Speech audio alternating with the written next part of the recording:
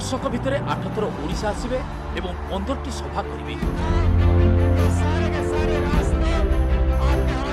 ओडिशा रे एपरि किछि रहिछि राहुल गांधी को आंशिक। राज्य में जितेबाला जाड़ पड़ुव सेतबेले राजनीति माहौल को उष्म करिवे कांग्रेसर पोस्टर बॉय। ओडिशा रे कांग्रेसर 13% भोट रही। यही भोट हार को बढ़ावा लगी राहुल को ग्राउंड को आने योजना करुच्ची राज्य कांग्रेस। कहीं आगु को अच्छी सेमिफाइनाल माने पंचायत निर्वाचन। ओडिशा कांग्रेस पक्षर आयोजित संविधान बंचाओ पदयात्रा रे जोगदेवे राहुल। अक्टोबर 2 रु संविधान बंचाओ सत्याग्रह वर्षे व्यापी चलिबो। सही समय मध्य 8 थर ओडिशा आसी 15टी स्थान में सभा करेंगे और प्रमुख स्थान में 5 किलोमीटर लेखाएं चलिए राहुल।